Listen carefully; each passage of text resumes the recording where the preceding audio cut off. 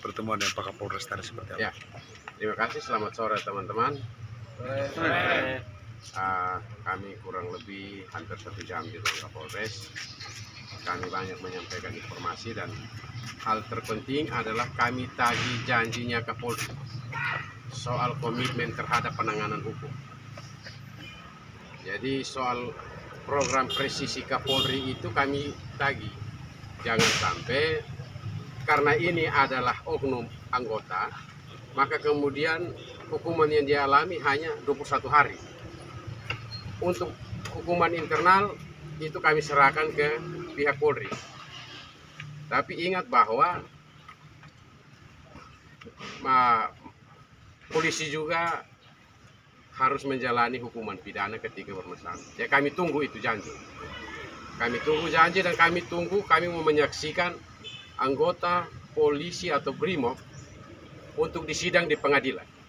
Kami tunggu janji Kapolri. Kalau memang itu tidak terjadi, tidak usah janji muluk-muluk untuk kami masyarakat. Itu yang pertama. Yang kedua, bahwa ulah dari oknum ini sudah cukup meresahkan kami masyarakat di Belu.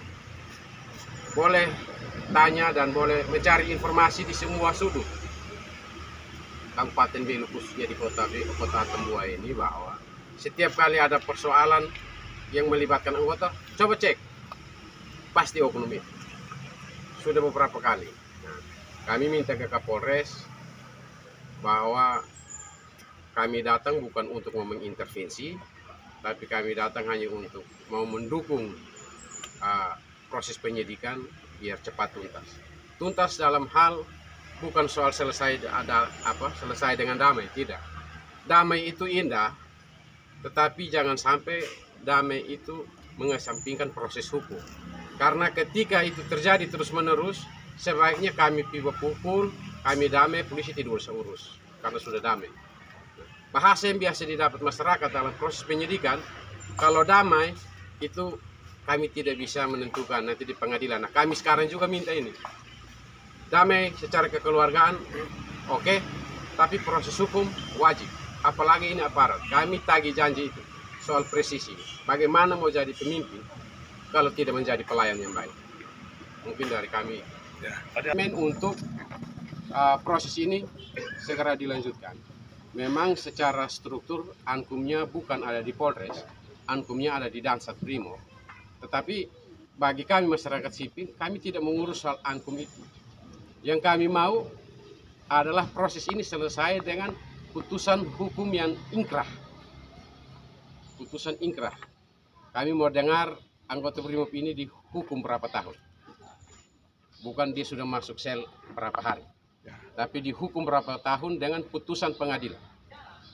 Mungkin dari kami. Ya, Om Ferdi, ya. Ini kan tadi dari Kabak Humas ada 351 dan 170 ternyata. Ya. Bukan hanya satu saja. Seperti apa? Ya, kami bukan begini. Kalau 351 dan 170 kami juga terima kasih. Tetapi kalau bisa ditambahkan dengan undang-undang darurat. Karena ingat, anggota Polri ke tempat umum, ke tempat pesta bawa senjata tajam. Tujuannya untuk apa? Jelas undang-undang darurat tahun 51 itu, pasal 2 itu jelas. Bahwa menggunakan barang sesuai dengan peruntukan. Apakah pisau itu dia untuk mau bunuh orang? Jadi kalau sampai penyidik tidak menerapkan pasal itu, penyidik tidak profesional. Nah, 170 itu dari pelaku gitu. Nah, pelaku ini pelaku yang mana? 170. Karena 170 harus lebih dari 2 orang. Yang korban tersangka juga. Nah, ini. Jadi ada 2 laporan. Jadi dari korban 351, dari pelaku ini 170 begini, sekarang. Walaupun ini bukan resmi, tapi kami mau mengklarifikasi. Kami sudah jelaskan panjang lebar di Kapolres. Anak oknum ini ribut. Anggota Buser datang saja dengan tembakan 3 kali saja. Oknum ini masih mau nantang duel dengan oknum Buser. Bagaimana dengan yang sipil ini? Karena dia pegang senjata tajam. Logikanya di mana? Dia keluar, dia kasih rusak semua itu kendaraan-kendaraan di luar. Nah, ketika yang jaga keamanan, jaga parkir ini datang tanya kenapa, dia langsung tikam. Terus itu logikanya di mana? Siapa yang pukul dia? Ya, bagi kami itu upaya untuk pembelaan diri.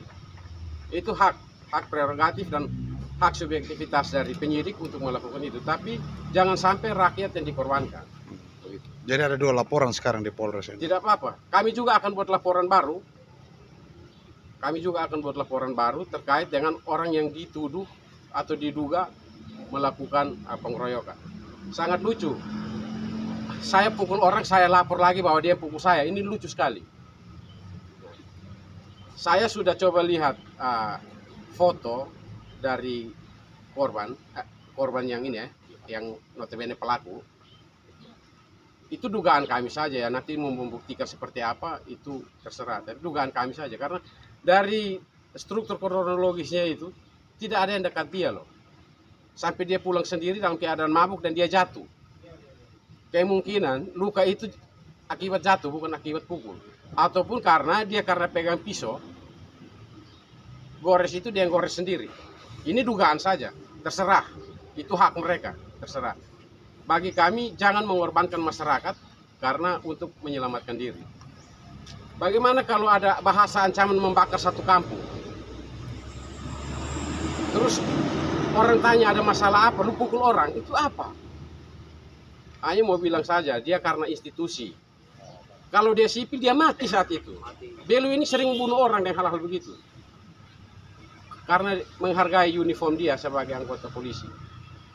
Dan menghargai institusi. Maka tidak ada anak-anak yang dekat dia. Justru dia yang pukul semua orang. Dia yang rusak barang orang semua. Bagaimana sekarang dia lapor lagi orang keroyok dia. Jadi sebenarnya 170 itu tidak ada. 170 bagi kami tidak ada. Tapi ya itu hak untuk melapor itu, dan kami minta untuk penyidik dan Polres Belu lebih objektif. Jangan hanya karena kepentingan uniform, jangan hanya kepentingan membela diri terus mengorbankan masyarakat. Tadi di Pak Kapolres apakah disampaikan juga Kami soal sampaikan itu. yang 170-nya? Tidak. Soal penerapan pasal tidak disampaikan. Kami baru dengar teman-teman bahwa ada 351 dan 170. Dan kami juga heran 170-nya dari mana? Apakah 170 ini diterapkan pada korban atau diterapkan pada pelaku? Ya, korban. Nah, kalau memang ada penggiringan korban ini menjadi pelaku, penyidik tidak profesional, kami bilang. Jangan karena ini sama-sama anggota dengan melatar belakangi uniformnya, terus membuat kontra, membalikan fakta, dan mungkin saja ada penekanan intervensi lain sehingga saksi itu menyatakan bahwa benar dia dipukul. Ingat, 1000 mata memandang hal ini. Hanya karena jujur masyarakat takut untuk mengungkapkan, karena ini adalah polisi. Begitu. Ini kami bicara tegas. Kami minta Kapolri punya komitmen soal presisi.